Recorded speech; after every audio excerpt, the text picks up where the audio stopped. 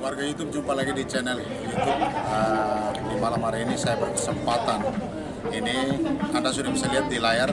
Saya bersama dengan Wakil Bupati Kabupaten Sumba Barat Daya. Selamat malam Pak. Selamat malam. Ini saya hampir panggil Pak Bupati ini. Jangan sampai ke depan ada rencana seperti itu. Tapi baik. Saya senang sekali bisa berjumpa dengan Bapak di malam hari ini. Saya ingin tahu seperti apa di Sumba Barat Daya sekarang. Ya, berbicara mengenai kondisi real Kabupaten Sumba Barat Daya, ada perkembangan sekarang ini. Pertama, dari sisi ya keamanan dan kenyamanan itu cukup terjamin. Pada prinsipnya warga masyarakat Sumba Barat Daya berada dalam suasana yang aman dan nyaman. Dalam pada itu masyarakat pada umumnya sudah sangat pahami apa yang menjadi kehendak pemerintah. Kehendak pemerintah itu tentunya didasari oleh sejumlah program daerah. Kami di sana itu ada 7 program strategis daerah. Yaitu yang pertama, kami punya program itu desa berair. Kedua itu desa bercahaya, menyusul desa aman dan tentram, desa berkecukupan pangan, menyusul desa pintar, disusul lagi dengan desa sehat, dan yang terakhir adalah desa wisata. Dari 7 program ini, dikala kita menilik satu persatu dalam bentuk terpisah, sepertinya dia tidak punya arti. Beda. Program ini berarti dikala tujuannya tidak boleh diartikan terpisah, karena satu mata rantai, saling berkaitan satu sama yang lainnya. Oleh karena itu, kalau kita berbicara terkait dengan kebutuhan air bersih melalui program desa berkecukupan air, desa berair, itu tentunya dia akan bersentuhan dengan desa sehat, dia akan bersentuhan dengan desa berkecukupan pangan, bersentuhan dengan desa wisata, desa pintar, gitu. Dia akan bersentuhan semua. Pun demikian sebaliknya dengan program-program lainnya. Oleh karena itu, dikala masyarakat pada titik tertentu atau pada masa tertentu melakukan pekerjaan-pekerjaan yang bersentuhan dengan program misalnya berkecukupan pangan, itu dengan sendirinya dia akan berurusan juga dengan program-program lainnya.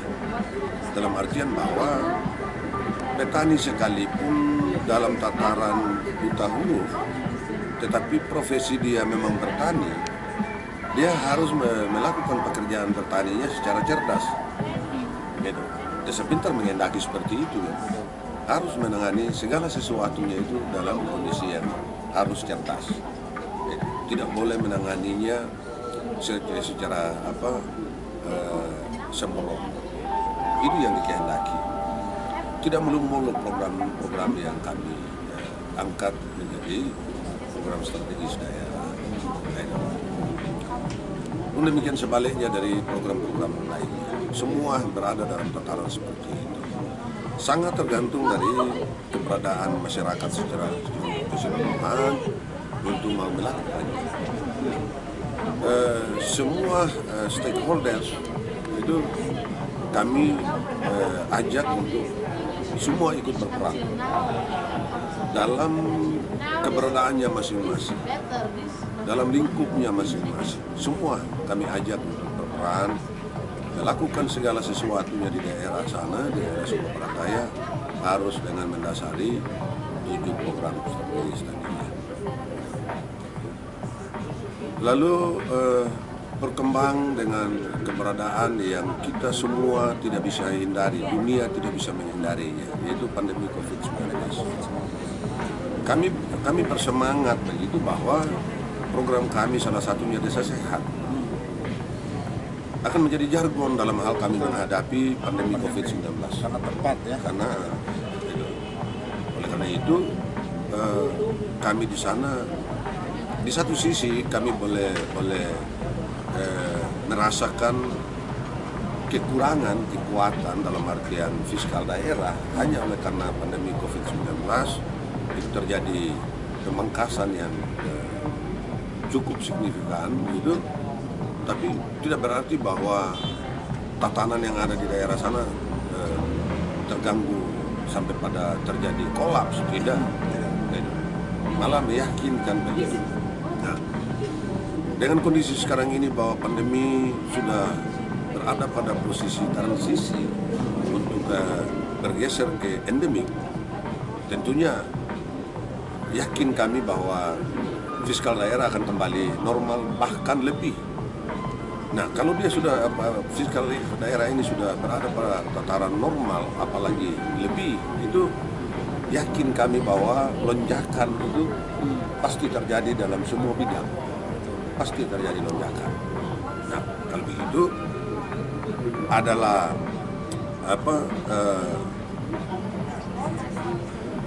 hal yang salah, itu keliru dan bahkan salah dikala dengan posisi kembalinya fiskal daerah ini normal, itu tidak terjadi lonjakan, itu sudah salah. Berarti ada sesuatu yang tidak beres. Tapi optimis kami, itu dengan keberadaan ini akan ada perubahan yang lebih, itu pada perkembangan tahun ke depan. Sisa masa tugas kami yang masih berada pada 2 tahun 4 bulan. 2 tahun 4 bulan ini yakin bahwa program daerah dari 7 tadinya akan semakin menunjukkan keberhasilannya. Untuk 100% penuh, saya kira itu sebuah perjuangan. Tetapi sukses pasti itu ada. Kalau kesehatan kan jelas sudah tercover dengan COVID, Ya. anggarannya dialihkan kesehatan. Itu.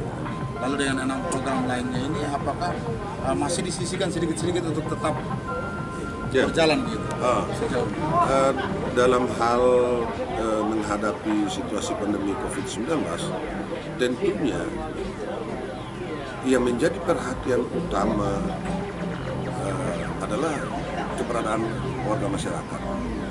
Warga masyarakat yang menjadi sorotan utama dalam hal perhatian adalah mereka-mereka yang berada pada posisi ekonomi lemah.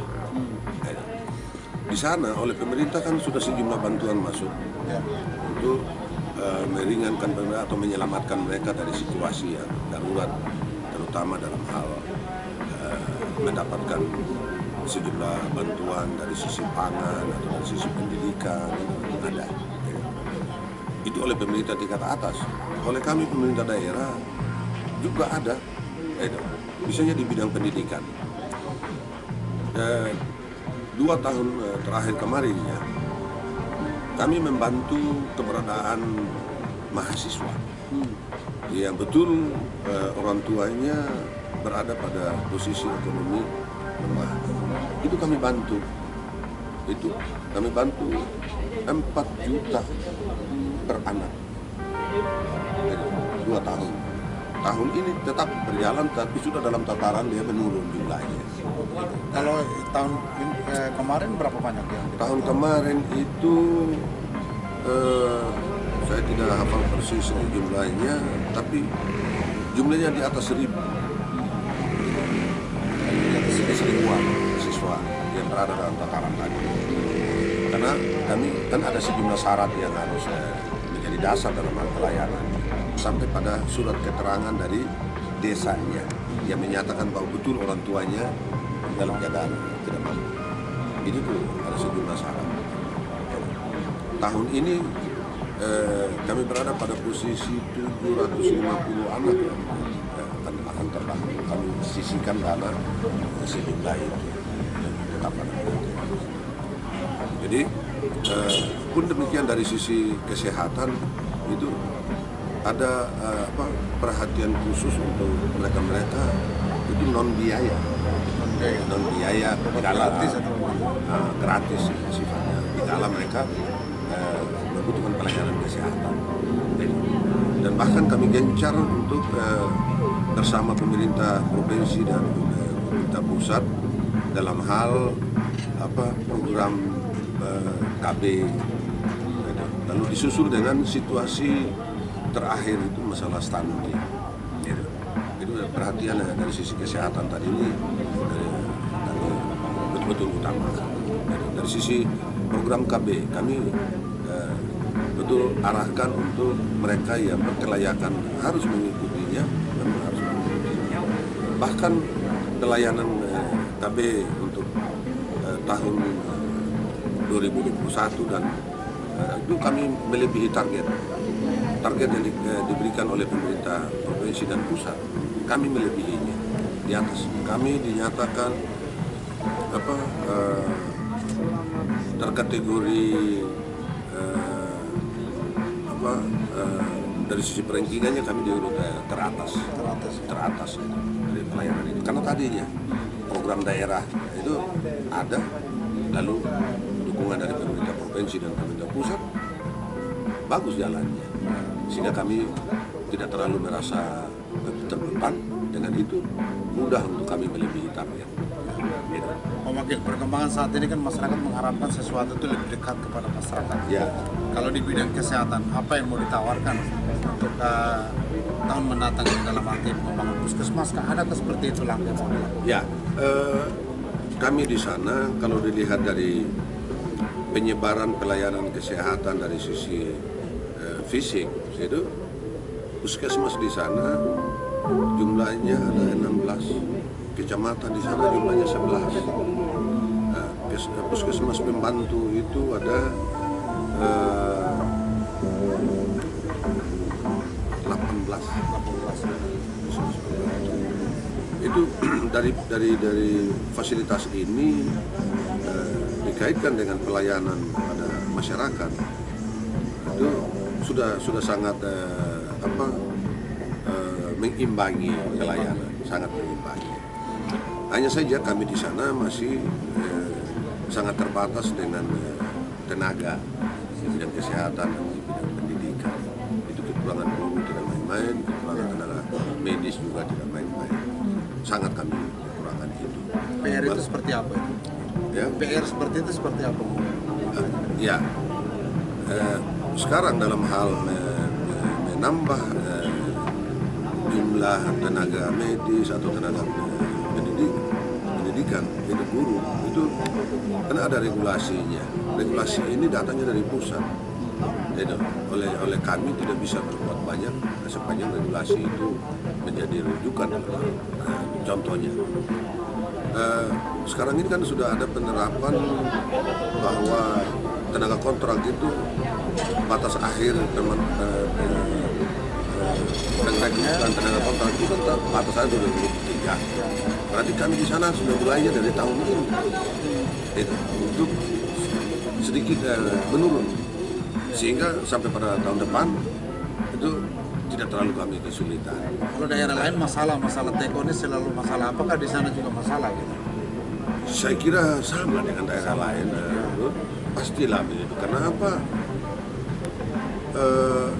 Jumlah anak-anak yang sudah mendapatkan pendidikan yang cukup ini kan begitu signifikan, bahkan berlebihan. Tenaga sarjana pun, sarjana yang nganggur pun, yang tadinya kami bayangkan itu paling hanya kisaran 2-3 ribu gitu, tapi kenyataannya tidak lebih. Lebih. Kami diberi kuota 1.300-an untuk P3K dari sisi DSM untuk memenuhi kebutuhan dari sisi kesehatan dan pendidikan. Tetapi yang dinyatakan lulus hanya kami dapatkan 300-an anak. Tidak sampai 500. Tidak sampai 500, 300-an. Itu tuh yang juga menjadi PR itu, bahwa boleh dari sisi kuantitas itu berlebihan, tapi dari sisi kualitas ini kami kekurangan. Harus dipersiapkan lagi. Ini berarti butuh hal yang ekstra. Sekiranya pada gilirnya anak-anak didik ini betul-betul berkualitas, bisa bersaing dengan perkembangan yang ada. Bayangkan bisa ada anak sarjana, tapi masih sulit untuk memanfaatkan perangkat lunak.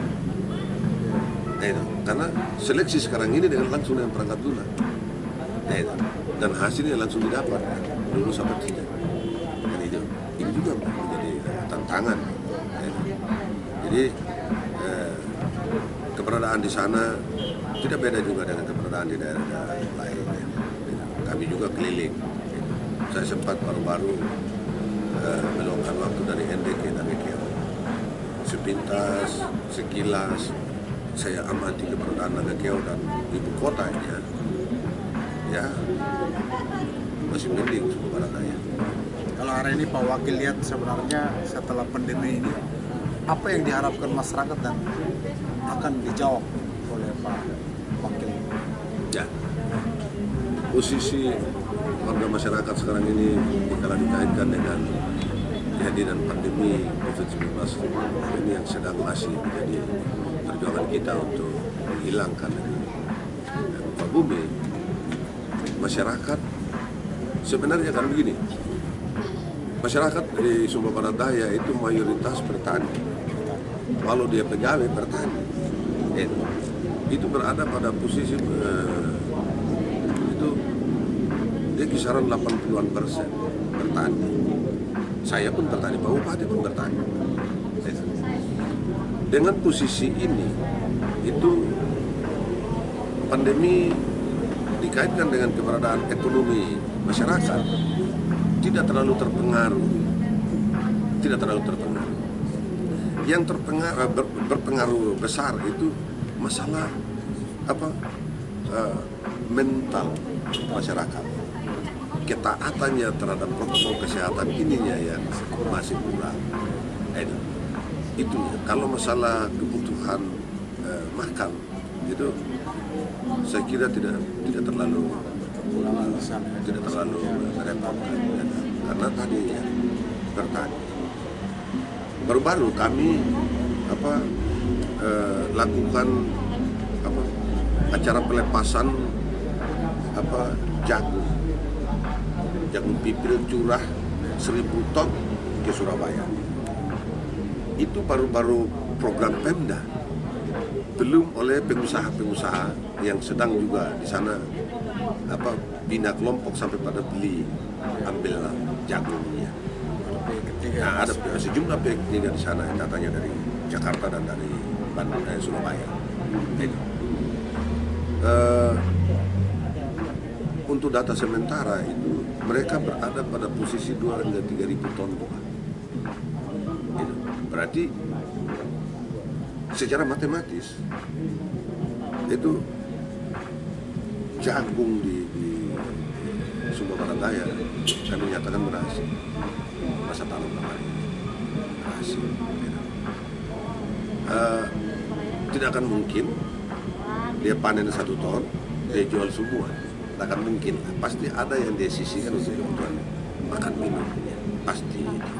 Nah, kalau sampai dia sudah mampu melepas sekian ribu ton, berarti ada sekian ribu ton juga yang tinggal untuk kebutuhan makan. Berarti tidak terlalu menjadi hal yang mengganjal dengan kehadiran pandemi kalau dikaitkan dengan tadinya kebutuhan pangan dan semangat bertaninya masyarakat. Bahkan ada yang tidak biasa bertani, tapi hanya karena pandemi dia jadinya bertani dan berhasil. Tapi itu juga di balik itu pemerintah juga mendorong. Tadinya yang 1.000 ton itu program pemerintah, itu TJPS-nya provinsi. Itu baru kami ngomong 300 hektar itu yang 1.000 ton. belum ini masyarakat umum punya, belum dari pihak ketiga lain. Pak Wakil, kalau lihat desa wisata yang menjadi program dari ketujuh program itu, kalau lihat perkembangan saat ini dan ke depan tuh targetnya sampai masa jabatan habis itu seperti apa? Memang secara real dari sejumlah objek wisata yang ada di sana belum terkelola dengan baik sebagaimana mestinya, belum. Tetapi yang menjadi target kami adalah itu sedapat mungkin oleh mereka dari luar, itu baik mancanegara maupun domestik itu berkunjung ke sana. Dengan mereka berkunjung itu, apakah secara langsung tidak langsung itu pasti ada sejumlah mereka yang mencatat, dan catatan itu akan terbawa kembali kepada habitatnya di sana atau daerah asalnya. Di sana pasti catatannya akan menjadi dasar dalam hal dia menyusun rencana. Berarti kami harus menunggu waktu dong, atau ada waktu tertentu yang oleh mereka bisa datang untuk berinvestasi. Gitu. Kami butuhkan untuk investor masuk di bidang pariwisata karena sejumlah spot pariwisata kami di sana sangat-sangat menjadi perhatian pihak luar. Itu apa saja?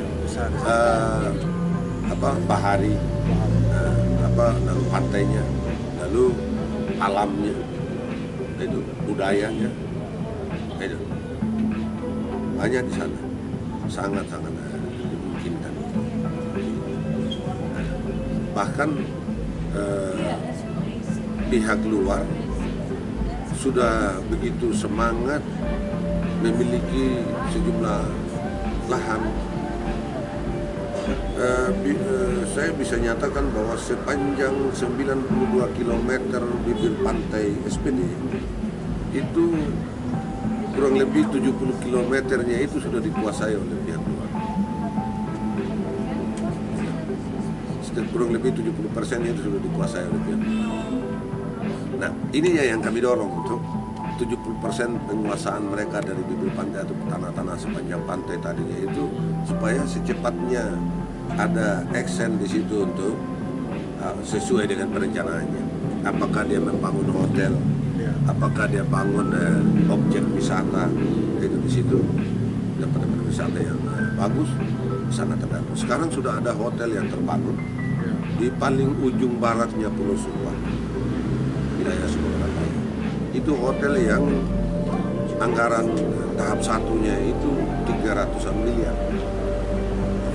Investor dari luar. Itu kerjasama investor dalam negeri dan investor dari Prancis. Itu yang sedang bangun. Kalau bukan pandemi, tahun ini sudah diresmikan. Karena pandemi akhirnya dia bergeser. Paling tahun depan baru bisa diresmikan. Kalau kita lihat kan satu persatu sudah mulai. Sudah mulai muncul. Ini bagaimana kesiapan pemerintah di sana dalam arti Dinas Pariwisata sendiri menyiapkan masyarakat untuk bisa memberikan sesuatu kepada tamu atau siapapun yang datang ke sana. Saya kira bukan hal yang terlalu serius atau istimewa untuk bagaimana membangkitkan semangat masyarakat dalam hal mencermati apa yang menjadi kebutuhan dari bidang pariwisata itu sendiri. Di sana kan masyarakat ini, rakyat ini kan dari sisi budaya kan dia sudah punya sejumlah kerajinan tangan atau sejumlah keterampilan atau bahkan home industri-nya.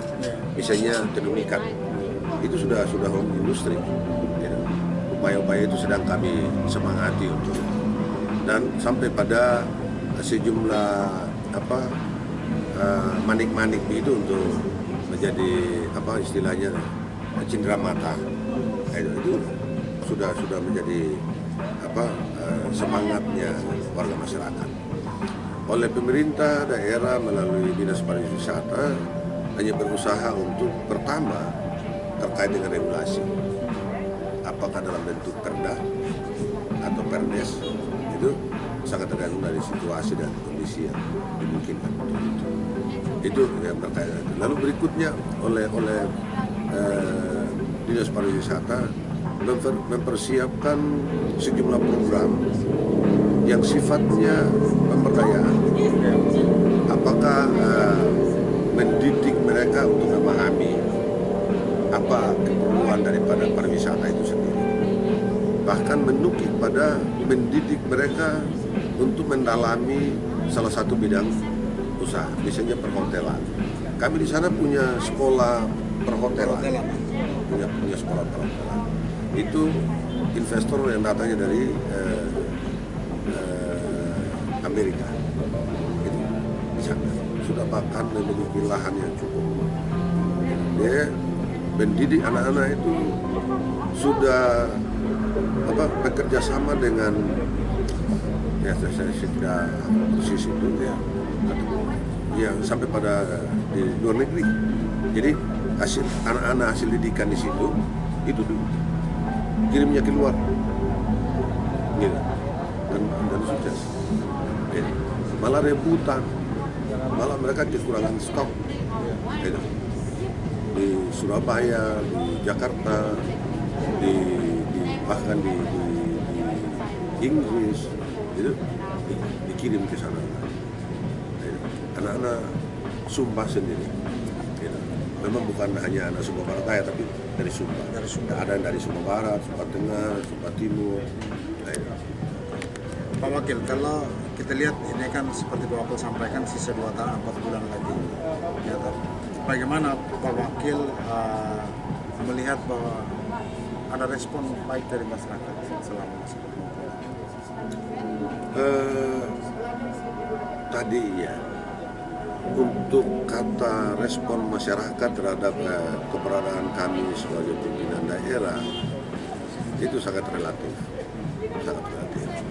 dalam artian bahwa saat tertentu dia membutuhkan kami hadir di tengah masyarakat itu oleh masyarakat melihat kami karena keberadaannya saat itu bisa dia bilang oh bagus ini. Saat tertentu kami mengharuskan untuk kami harus ada di tengah masyarakat yang notabene-nya saat itu oleh masyarakat itu berada dalam situasi yang mungkin menurut mereka tidak membutuhkan kehadiran kami, tetapi oleh tugas itu sendiri membutuhkan kami harus ada di sana. Disitulah akan muncul di situ bisa ada 2 sisi, jadi kasarnya itu suka dan tidak suka. Kan ada pemimpin yang suka geli dengan tanggapan masyarakat sendiri. Kalau Bapak sendiri seperti apa? Keliru kalau sampai ada rasa memang wajib hukumnya sebagai seorang pimpinan daerah atau public figure itu tidak boleh merasa atau saat bersih baru datang, salah, kotor sekalipun, dan itu yang harus jadi intinya bahwa rakyat itu sendiri dalam situasi apapun dan dalam kondisi yang bagaimana macam pun kita harus ada di situ. Itu. Pak Wakil, dalam waktu 2 tahun 4 bulan, kalau bagi politisi tentu itu bukan waktu yang panjang. Ini seperti apa ke depan? Apa rencana Pak Wakil? Jadi begini, terlepas dari saya meratap keberadaan periode berikutnya, kalau kita sudah masuk dalam ranah politik dan kita sudah mengkategorikan diri sebagai politisi, tidak ada salah itu kalau sampai mengklasifikasir waktu itu bahwa ini waktunya singkat, ini waktunya tidak ada itu. Tidak ada. Politisi itu dia tidak pernah kenal waktu itu ini pendek, ini panjang, tidak. Dan berusaha untuk terus meningkatkan diri masyarakat. Terus. soal apa terkategori sebagai misalnya kandidat untuk pilkada atau kandidat sebagai anggota caleg misalnya, sangat tergantung dari pribadi tadinya yang